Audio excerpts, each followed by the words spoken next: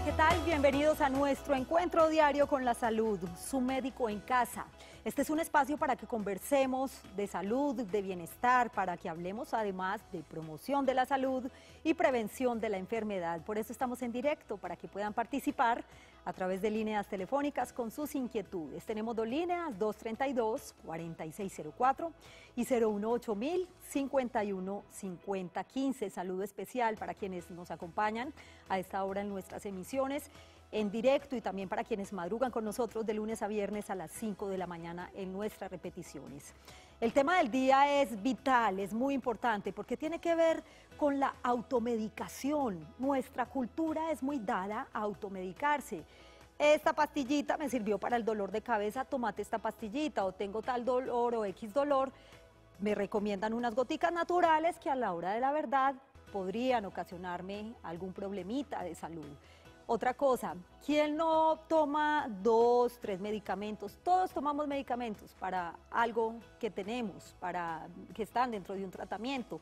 Pues eso se llama interacción medicamentosa. Ahora, ¿con qué se deben tomar estos medicamentos? ¿Cuáles se pueden combinar? ¿Cuáles no? ¿Y cómo funcionan además? ¿Cómo funciona esa interacción con los alimentos?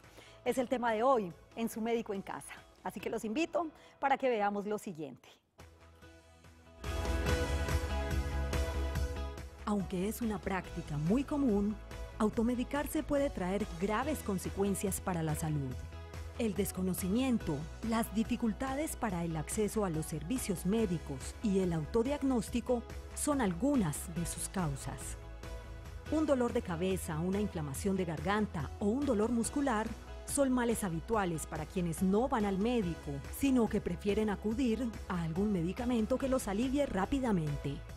Sin embargo, la automedicación puede convertirse en un problema grave para la salud, porque no tiene en cuenta varios factores que intervienen en el consumo de medicinas, que deben ser acompañadas de una prescripción médica. Además, los medicamentos pueden actuar de forma diferente en unas y otras personas con más o menos sensibilidad o resistencia. Conozca los riesgos de automedicarse hoy en Su Médico en Casa. Además, saben ustedes que si no hacen un uso adecuado de los medicamentos pueden poner en riesgo su salud. Eso es tan solo uno de los datos. Según datos de la Organización Mundial de la Salud, un 10% de los pacientes que llegan a urgencias de los hospitales o que internan se debe a este tipo de eventos, de una interacción medicamentosa que no tenían por qué hacer o porque se automedicaron o alguien les dijo que se tomara X o Y medicamento. Los invito para que se pongan cómodos y se queden con nosotros durante los próximos minutos para que hablemos de automedicación, que constituye un riesgo para nuestra salud. Bienvenidos, ya Su Médico está en casa.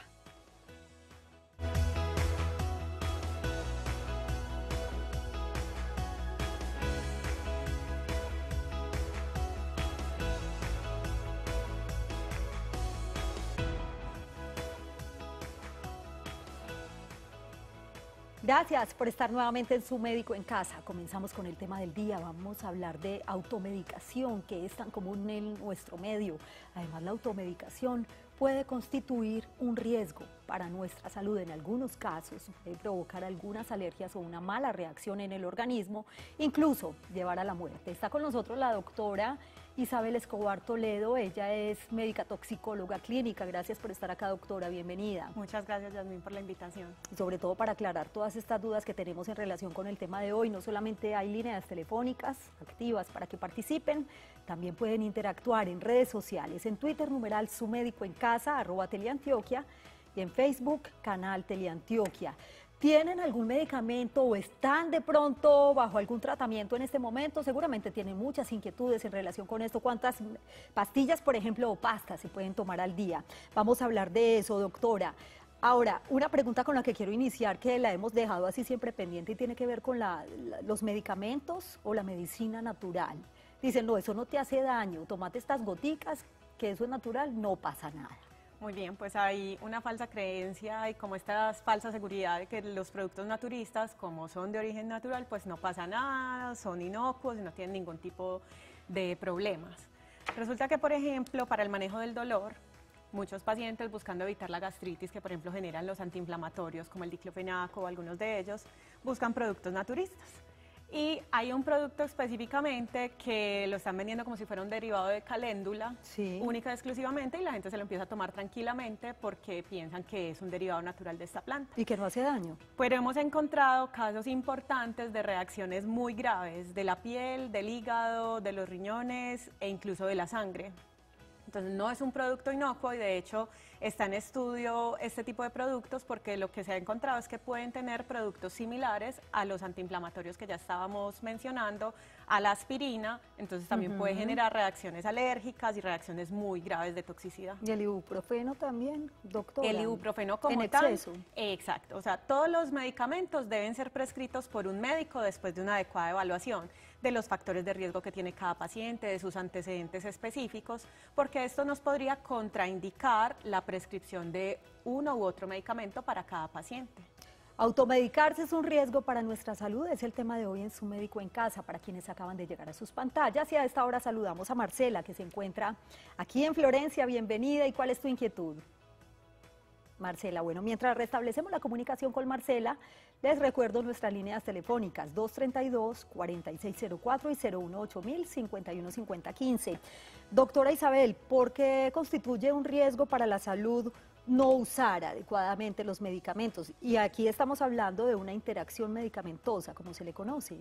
Muy bien, pues las interacciones pueden, en ocasiones, pero de un modo buscado clínicamente, pueden potenciar el efecto terapéutico de algún medicamento, pero estos son los casos pues como muy especiales, esporádicos. La mayoría de las veces lo que sucede es que al combinar dos o más medicamentos se puede perder el efecto terapéutico de uno de ellos. Entonces, por ejemplo, si estamos tomando un antibiótico para una infección específica, podríamos perder el efecto y por lo tanto evolucionar la infección a algo muy grave que se llama una sepsis que puede poner en riesgo la vida. Hay que tener mucho cuidado, sobre todo cuando nos hacen una prescripción, que vamos al médico, casi que le debemos exigir que nos diga con qué podemos tomar estos medicamentos, si es con agua o con bebidas o con qué no, porque muchas veces eso puede generar también una reacción, de la cual vamos a hablar a continuación, doctora, porque antes saludamos a Kelly, que se encuentra en Bogotá. Bienvenida y qué gusto escucharla. Buenas tardes, Yasmín, y buenas tardes, doctora. Sí, señora, buenas tardes. Quiero preguntarle a la doctora y que me conteste bien clarito. Yo estoy tomando tiroxina, o sea, Eutirox y bueno, para la tiroides, que tengo hipotiroidismo, Sí. ya hace como 10 años. Me han dicho que un médico me dijo que para mejor absorción de la droga, que me la tomara con un vasito de jugo de limón tibia en las mañanas, fijara 2 horas y ya después desayunara. Eso es cierto. Y para los exámenes me han dicho, unos laboratorios me dicen que tengo que ir sin tomar la pastilla y otros me dicen que sí debo tomarla. Entonces tengo esas dudas. Interesante. Y otra, la última es, estoy tomando también para el colesterol. Antes estaba tomando la rosuvastatina, las estatinas. creo que un producto caro, el de marca, y entonces el médico, la EPS, llegó y me dijo, no, eso toma atorvastatina, que esa es la mejor y no le va a hacer daño al corazón. Vamos a ver entonces. Si será verdad, pero yo veo que no me bajan esos valores y los Kelly, tengo como en 362. Muy bien, Kelly. Le agradecemos mucho gracias, su inquietud a usted y la invito para que esté muy pendiente de las recomendaciones de la doctora Isabel. Ahí nos plantea Kelly pues una interacción medicamentosa. La primera es la levotiroxina, que tal vez es uno de los medicamentos más quisquillosos para tomarse. Una de las principales indicaciones es que se lo tomen en ayunas. Prácticamente si tiene otro listado de medicamentos que debe tomarse, ese debe ser el primero de la mañana con agua. Sí es cierto que al aumentar el pH ácido del estómago puede mejorar la absorción, pero si uno quiere ir como a la fija y seguro, mejor a primera hora de la mañana solito y con agüita. Y dejar pasar siquiera 1 hora hasta que o vaya a ingerir algún alimento o vaya a tomar algún otro medicamento. Y lo de las estatinas, doctora. Lo de las estatinas, entonces la rosuvastatina, la atorvastatina son medicamentos muy buenos, ¿sí? Son excelentes hipolipemiantes que son para bajar el colesterol y también los triglicéridos.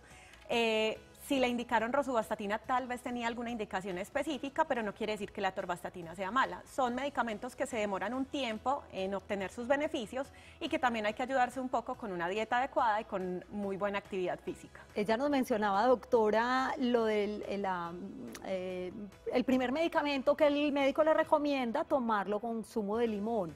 Y es que hay medicamentos que le dice a uno el médico, tómeselo con tal bebida o con agua. Por ejemplo, el sulfato ferroso o los suplementos de hierro también se sugiere a los pacientes ingerirlos, por ejemplo, con cítricos, jugo de Porque naranja, los fortalecen más, porque potencian ayuda más. un poco más a la absorción del hierro. Muy bien. Está con nosotros Marta en Jericó. Bienvenida, qué gusto escucharla, en el suroeste de Antioquia. Sí, buenas tardes, ¿cómo están? Muy bien, adelante con su pregunta, Marta. Doctora, por ejemplo, me dicen que es malo tomarme 2 acetaminofén porque yo tengo cáncer en el seno, tengo cáncer de seno y me dicen que uno me dice que puedo tomarme 2 acetaminofén y otros me dicen que no me puedo tomar solamente una. Entonces yo quiero, si es verdad o es mentira ese mito que dicen. Estamos hablando del acetaminofén. Sí, señora. Muy bien, Marta, pues gracias por acompañarnos y muchos éxitos en el tratamiento, seguramente se va a recuperar, doctora. El acetaminofén es un excelente analgésico en las dosis adecuadas, pero por ejemplo en el caso de una persona con cáncer, algo importante a saber es si está durante un tratamiento con quimioterapia o no.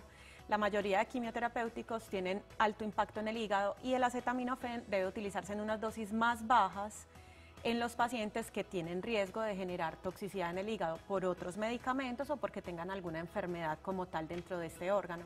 Entonces creo que la recomendación para ella sí debería ser una sola tableta en lugar de la dosis máxima por ingesta, que son 2 tabletas como tal. Muy bien.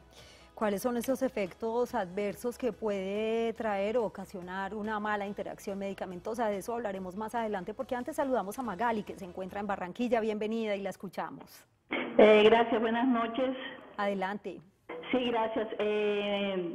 Resulta que yo sufro de hipotiroidismo. Sí. Yo soy juiciosa con la levotiroxina, sí me la tomo en ayunas, pero yo sufro mucho de cefaleas, entonces a veces la cefalea despierto con el dolor a las 2, 3 de la mañana.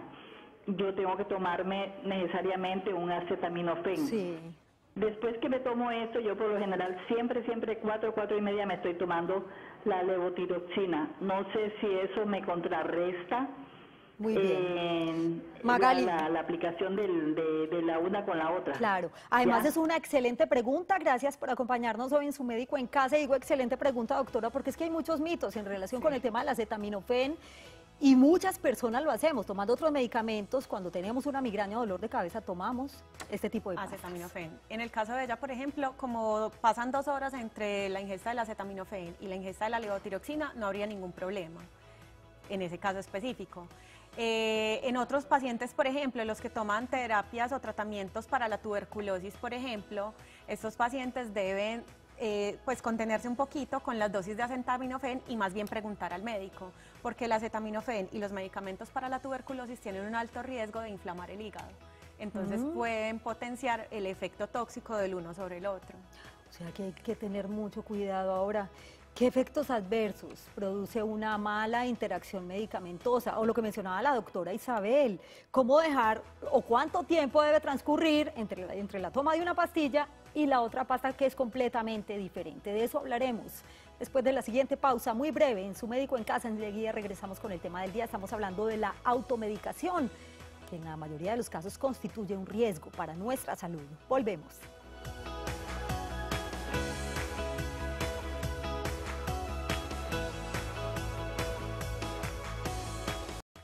Gracias por continuar en Su Médico en Casa. Regresamos con el tema del día. Estamos hablando de la automedicación tan común que es en nuestra cultura.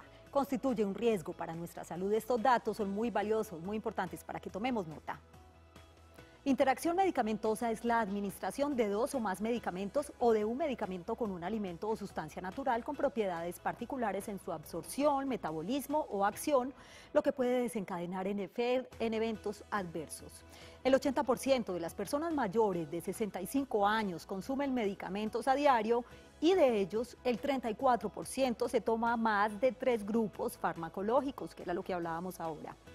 Es importante conocer esas interacciones para mejorar el efecto farmacológico, prevenir fallas terapéuticas y minimizar la posibilidad de incidentes.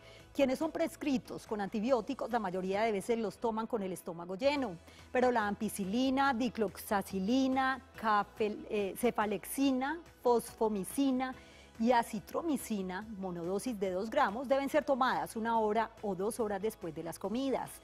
Si se digieren en forma inadecuada, la infección no se controla y se puede producir una septicemia que pone en riesgo la vida. Los antibióticos del grupo quinolonas no se pueden consumir con bebidas negras como gaseosas, café o chocolate porque aceleran el ritmo cardíaco.